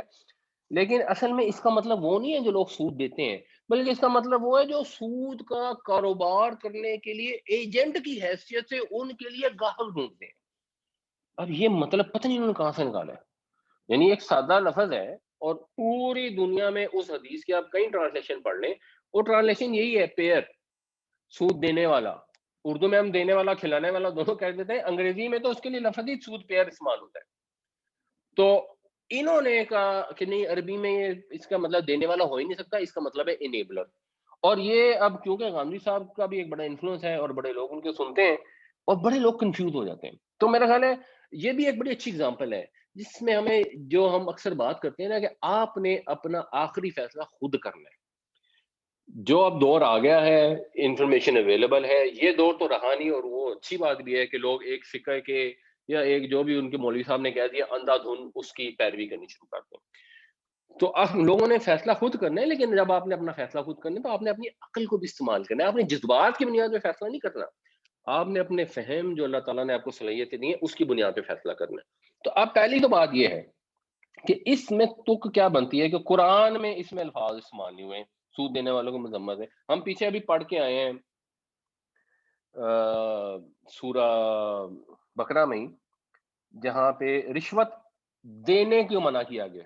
اب پورے قرآن میں کہیں پہ بھی رشوت لینے کو برا نہیں کہا گیا. اچھا، قرآن میں رشوت لینے کو برا نہیں کہا، اس مطلب رشوت لینا بڑی اچھی چیز ہے اور رشوت لینا بڑی بری بات ہے. یہ کو کامن سینس میں آتی ہے بات. اور اوور آل کیا کامن سینس میں ایک بات آتی ہے کہ سود لینا تو اتنا بڑا گناہ ہے، اتنا بڑا گناہ ہے کہ نبی کریم صلی اللہ علیہ وسلم کی ایک حدیث ہے کہ سود کے گناہ کے 70 حصے ہیں، اور وہ 70 حصوں میں کچھ بڑے ہیں کچھ چھوٹے ہیں. جو سب سے چھوٹا حصہ ہے وہ یہ ہے، اس کے مترادف ہے کہ کوئی شخص اپنی ماں سے نکاح کر لے. اتنی بری چیز کو حضور نے کہا یہ سود کے گناہ کا سب سے چھوٹا حصہ ہے. تو وہ کہیں کہ سود کا جو کھانا ہے وہ تو اتنا برا ہے، اور سود دینا ہے اس میں کوئی حرج ہی نہیں ہے. یہ تو کامن سینس کے خلاف ہے، کامن سینس ہی نہیں اس کو تسلیم کرتی.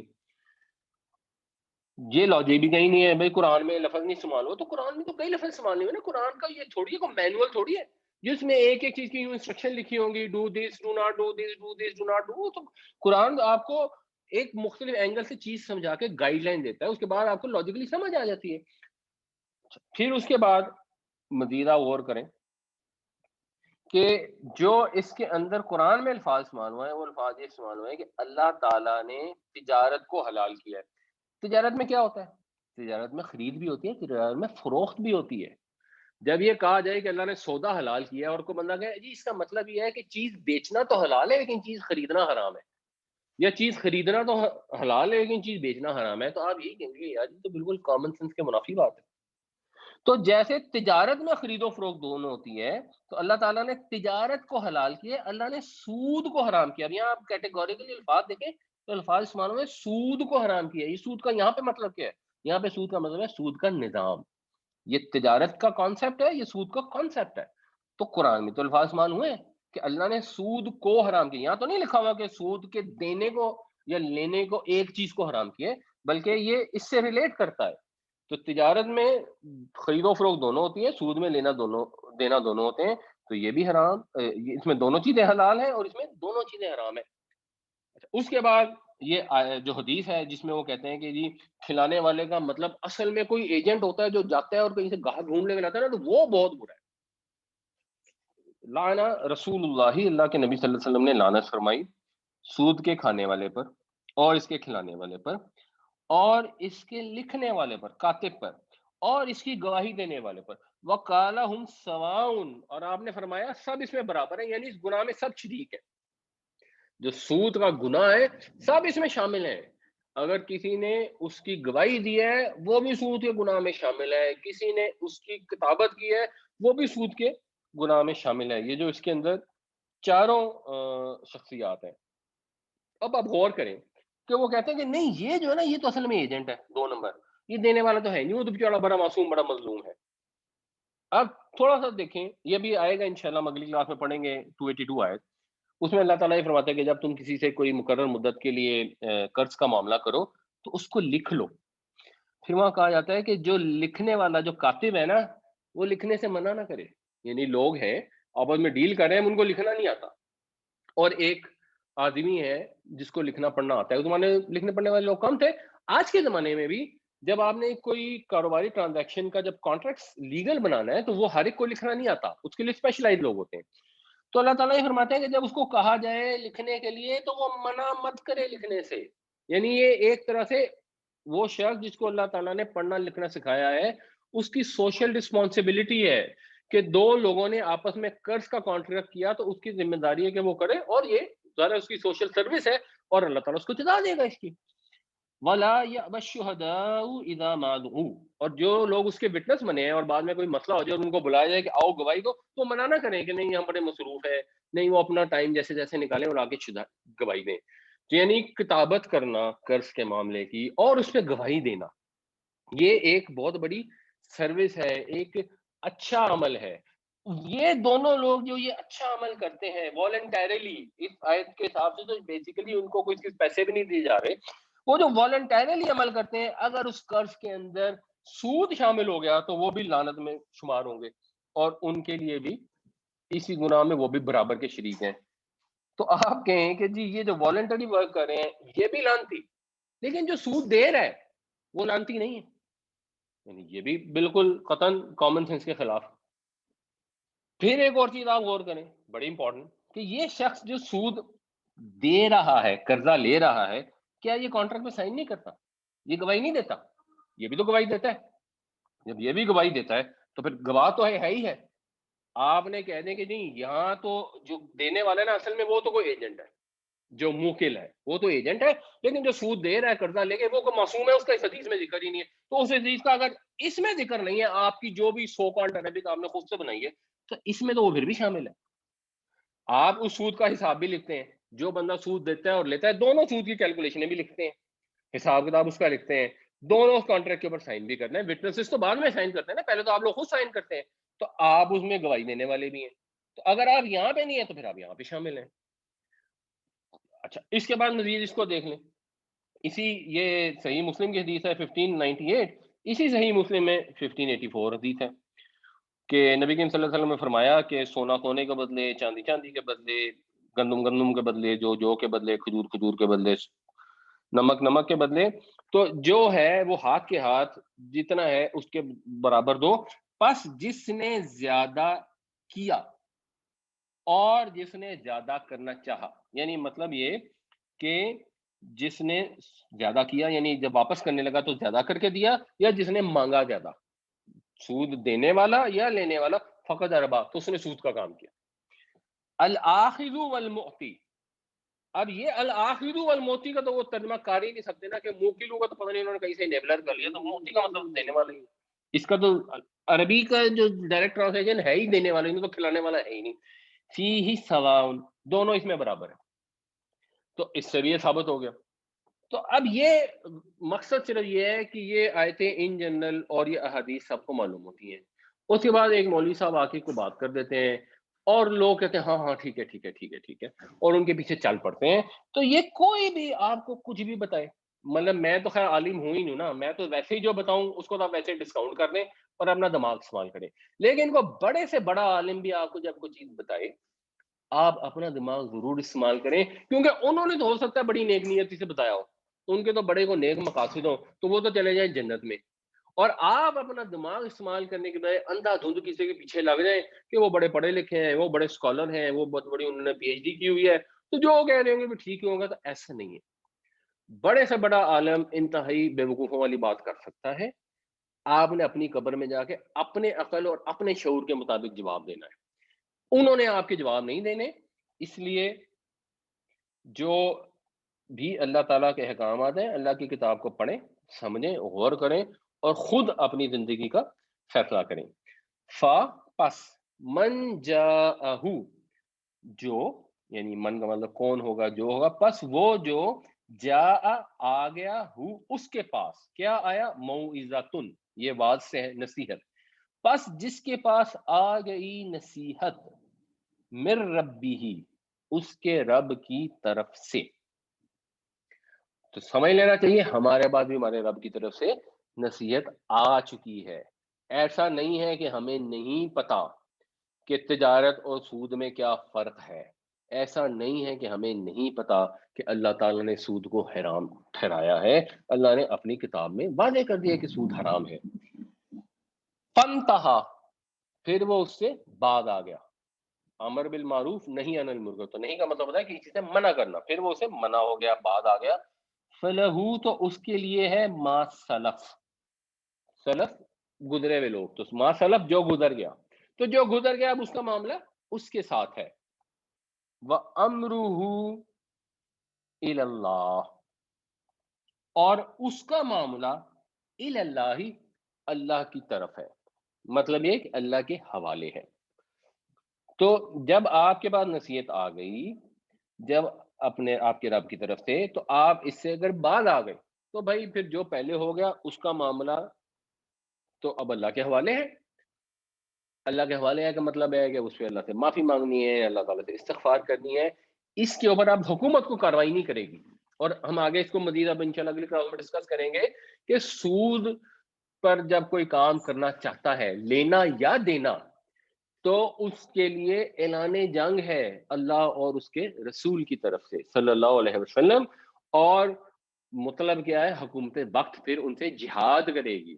اور جب نبی کریم صلی اللہ علیہ وسلم نے نجران کے عیسائیوں کے ساتھ بھی معاہدہ کیا تو اس کے اندر یہ شرط شامل تھی کہ معاہدہ تب تک قائم رہے گا جب تک تم سود کا لین دین نہیں کرو گے۔ اس میں مثال کے طور پہ اگر وہ شراب پیتے تھے تو اس کو ان کا ذاتی معاملہ قرار دیا گیا تھا، یا اور ان کی کئی چیزوں کو ذاتی معاملات قرار دے کے ان کو چھوڑ دیا گیا تھا۔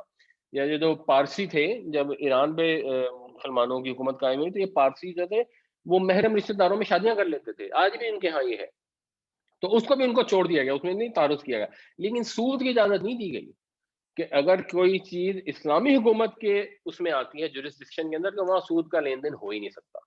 اور فرض کریں کسی کے خیال میں دینا تو بڑی اچھی بات ہے اور لینا بالکل حرام ہے، تو جب کوئی سود کا لین نہیں ہو سکتا تو دین تو پھر آٹومیٹکلی نہیں ہو سکتا نا، تو سود کا لین دین الاؤڈ ہی نہیں ہے فار فیوچر۔ لیکن اس سے پہلے جو ہو چکا تھا اس پہ ایسا کہ ٹھیک ہے اب حکومت اس پہ تعرض نہیں کرے گی، وہ اللہ کے ہاں معافی مانگے، اس کو واپس کر سکتا ہے، جو اس نے کھایا ہوا ہے سود تو واپس کر دے، صدقہ کر دے، جو بھی کرے وہ اس کا معاملہ اللہ تعالیٰ کے ساتھ ہے۔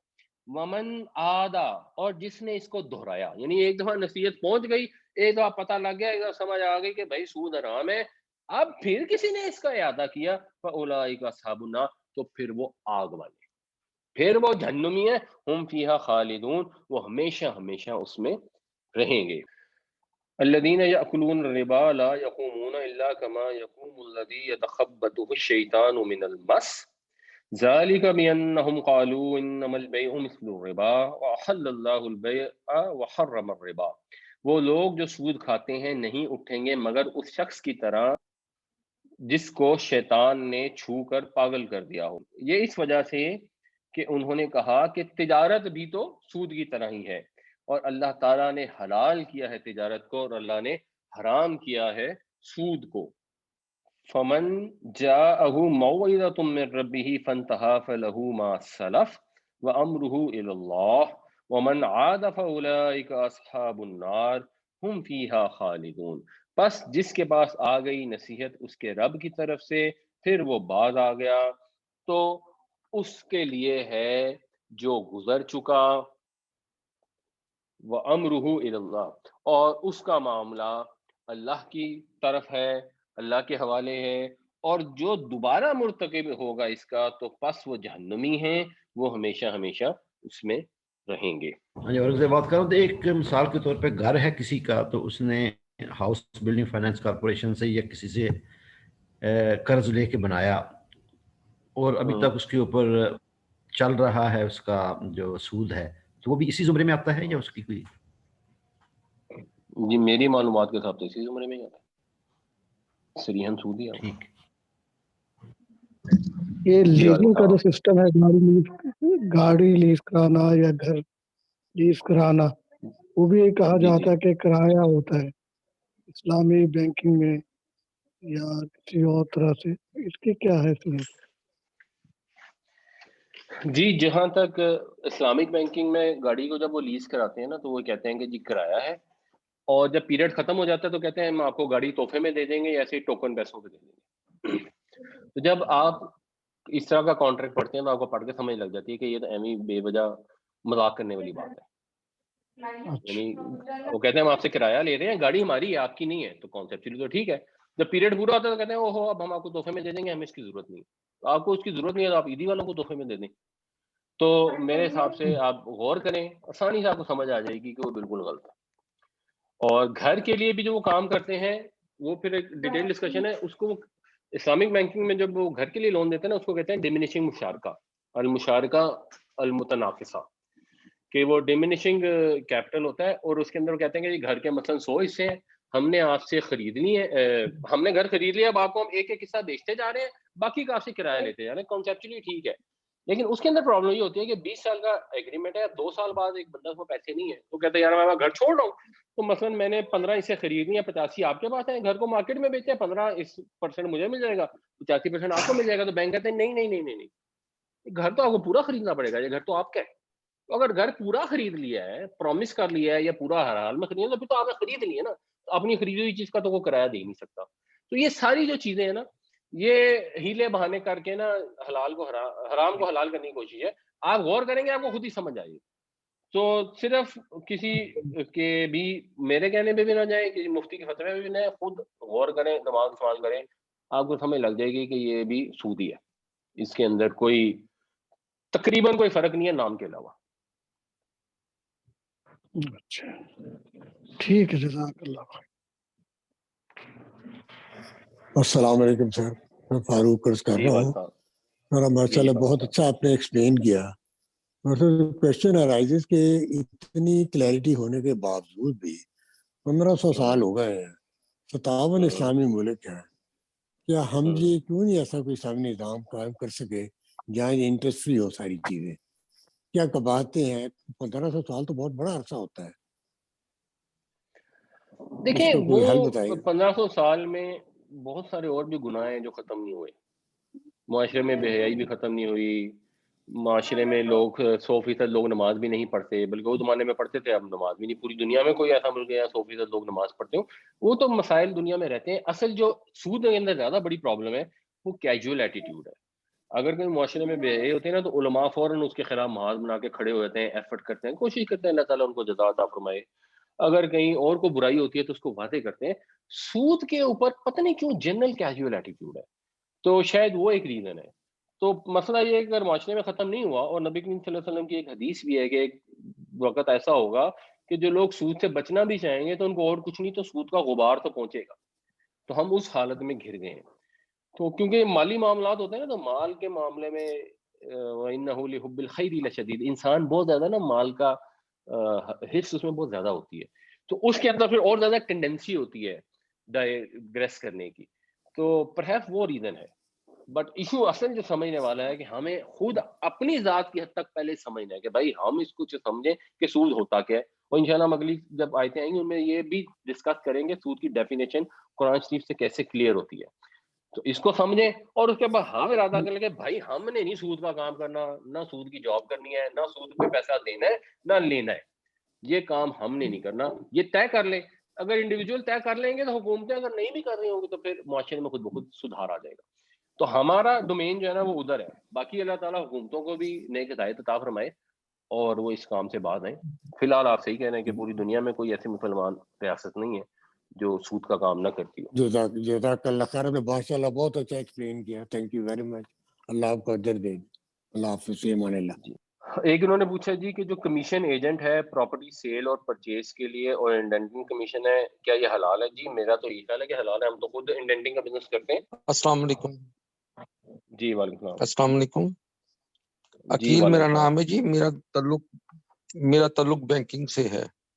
بینکنگ جی میں اسلامک بینکنگ میں عموماً یہ ہوتا ہے کہ وہ ہمارے جو علماء ہیں جو ہمارے اسلامک بینکنگ کے سے ریلیٹڈ ڈائریکٹرز وغیرہ ہیں وہ یہ انفارم بتاتے ہیں, ہمیں ٹریننگ دیتے ہیں کہ جب آپ پہلے ڈیسائیڈ کر لیں کہ میں آپ کو 1 لاکھ کے اوپر 15% 5% دوں گا تو وہ سود کے زمرے میں آ جاتا ہے. اور اگر آپ نے ڈیسائیڈ نہ کیا ہو, پروفٹ اینڈ لاس بیس پہ کر رہے ہو, تو لاس تو کبھی ہوتا ہی نہیں ہے, ہمیشہ پروفٹ پہ ہی وہ دیتے ہیں, تو وہ سود کے زمرے میں نہیں آتا, وہ پھر اسلامک بینکنگ میں آ جاتا ہے, اسلامک میں ہوتا ہے. اس سلسلے میں اب آپ کو میں نے 1 لاکھ روپیہ دیا ہے, لیکن میں نے آپ سے ڈیسائیڈ نہیں کیا کہ میں کتنے آپ سے لوں گا. بعد میں آپ کو کہتا ہوں جی ٹھیک ہے آپ مجھے 10,000 دے دیں, یا آپ مجھے کہتے ہیں جی ٹھیک ہے میں آپ کو 10,000 روپیہ اوپر دے دیتا ہوں, تو وہ کیا سود کے زمرے میں آتا ہے کہ نہیں آتا؟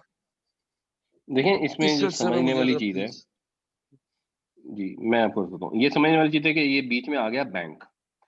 اب آگے ایک تو بینک کر رہا ہے لینڈنگ یا انویسٹمنٹ، اور ادھر جو ہے بینک بوروئنگ کر رہے ہیں یا بینک میں لوگ اپنے اکاؤنٹس رکھ رہے ہیں. تو جس چیز کی آپ بات کر رہے ہیں وہ آپ یہ کہہ رہے ہیں کہ بینک جو بورور کو جو پرسنٹیج دیتا ہے وہ پرسنٹیج جو ہے وہ فکس نہیں ہوتی، وہ ڈپینڈ کرتی ہے کہ آگے سے اس کو کتنا پروفٹ آیا، اور جتنا آتا ہے وہ اس حساب سے اس کو ایلوکیٹ کر کے کچھ خود رکھ لیتا ہے، کچھ جو کھاتے دار ہوتے ہیں جنہوں نے اپنی بچتیں جمع کرائی ہوتی ہیں ان کو دے دیتے ہیں. تو یہ والے اینڈ بات تک تو یہ بات ٹھیک ہو جائے گی کہ اگر آگے سے آپ کو نفع یا نقصان ہو اور اگر آپ نے ادھر ٹرانسفر کر دیا تو یہ اینڈ تو ٹھیک ہے. سوال یہ کہ اسلامک بینکنگ والے اس اینڈ پہ کیا کرتے ہیں؟ اس اینڈ میں جو ان کے پروڈکٹس ہیں تو وہ پروڈکٹس تو سود ہی ہیں. تو جب وہ پروڈکٹس ہی سود ہیں تو ان سے جو آمدنی یا سود سے آ رہی ہے تو پھر جو پیچھے ٹرانسفر ہو رہا ہے وہ بھی ناجائز ہے. ورنہ یہاں والا پورشن کنسیپچولی جس طرح آپ بتا رہے ہیں اگر ایسے ہوتا ہے تو کنسیپچولی اتنی حد تک ٹھیک ہے، لیکن وہ ہاف ٹروتھ ہے، اگلے ہاف میں پرابلم ہے. تو اگر میں پرسنلی کسی کو 1 لاکھ روپے دیتا ہوں اور ڈیسائیڈ نہیں کرتا کہ میں اس سے کیا لوں گا کیا نہیں لوں گا، تو بعد میں وہ مجھے 1 لاکھ کے بجائے 1,10,000 1,15,000 روپے دے دیتا ہے، تو وہ کس سلسلے میں آتا ہے؟ نہیں، آپ نے اس کو قرض حسن دیا کہ آپ نے کہا یا 1 لاکھ روپے لے لو مجھے 2 سال بعد دے دینا. 2 سال بعد اس نے کہا یار ٹھیک ہے دینا تو تمہارا لاکھ ہی تھا لیکن میں بڑا خوش ہوں 10,000 اور لے لو. کیا آپ یہ بات کر رہے ہیں؟ جی جی جی یہی. تو یہ تو آفٹر دا فیکٹ ہے، یہ ہو بھی سکتا ہے کہ اس نے اپنی رضا سے کہا آپ کو چاہیے کہ آپ نہ لیں، آ کے نہیں یار مجھے ضرورت نہیں ہے، مگر وہ کہتا ہے یار انفلیشن ہو گئی ہے تو چلو اتنی انفلیشن ہوئی ہے تو میرا کام ہو گیا میں تمہیں اتنا دے دیتا ہوں. تو وہ جائز ہو سکتا ہے، اس سے بھی بچنا بہتر ہے جو آج کل ماحول ہے.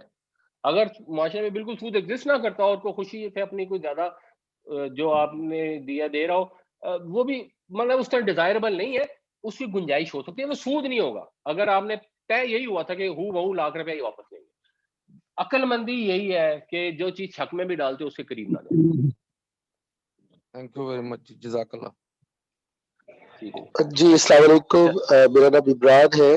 میرا ایک چھوٹا سا سوال بیسیکلی سلسلے میں ہے کہ یہ جو ہم لائف انشورنس کرواتے ہیں یا اسی طرح سے جو آج کل شیئرز کے حوالے سے کچھ کام ہو رہے ہیں، ڈفرینٹ پروڈکٹس آتی ہے جس میں وہ کہتے ہیں کہ ہم سکیور ہو کے کام کرتے ہیں، تو کیا یہ چیزیں جائز ہے یا یہ بھی؟ کیونکہ بیسیکلی اکثر جب میں ایک مثال دیتا ہوں جیسے ای ایف یو والے ہیں تو دیو سیٹ کے ہم انویسٹمنٹ کرتے ہیں ریئل اسٹیٹ وغیرہ میں، اور وہ کیا کرتے ہیں کہ جب ہم ان کو پریمیم پے کرتے ہیں تو وہ ہمیں کچھ یونٹس دے دیتے ہیں، اور میں نے بائی دا ٹائم تقریباً 10 سال سے میرا ایک انشورنس چل رہا ہے، میں نے دیکھا اس کی کبھی ویلیو کم بھی ہوئی ہے کبھی زیادہ بھی ہوئی ہے.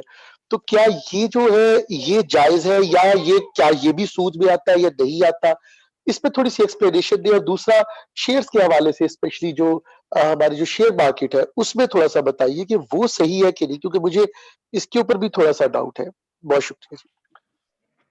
جی ایک چیز تو جہاں تک تو ہے نا لائف انشورنس میں وہ آپ کو یہ کہتے ہیں کہ جی ہم اس کو ریئل اسٹیٹ میں انویسٹ کرتے ہیں، بہت آسان ہے. بہت ساری انشورنس کمپنی جو ہیں وہ پبلک لمیٹڈ ہیں، ایس سی سی پی میں ان کے شیئر ٹریڈ ہوتے ہیں، تو ان کے جو بکس ہیں نا وہ آن لائن اویلیبل ہیں.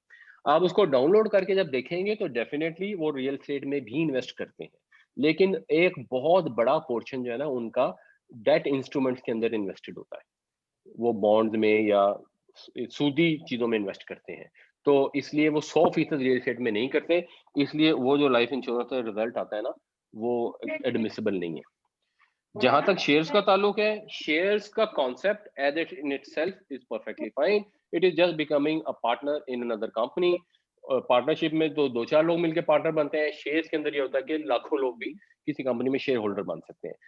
اس میں جو پرابلم آتی ہے وہ یہ ہوتا ہے کہ آپ ایک کمپنی کے شیئر ہولڈر بن گئے، یعنی آپ پارٹ اونر ہیں، چاہے 0.001% اونر ہیں، لیکن وہ کمپنی آگے بینکوں سے قرضہ لیتی ہے تو سود ادا کرتی ہے، تو آپ بھی ان مالکوں میں شامل ہیں جو یہ کام کر رہی ہے. تو پرسنلی مجھے وہ پسند نہیں ہے. میں یہ تو نہیں کہہ سکتا کہ وہ سرین حرام ہے، بٹ پرسنلی مجھے پسند نہیں ہے.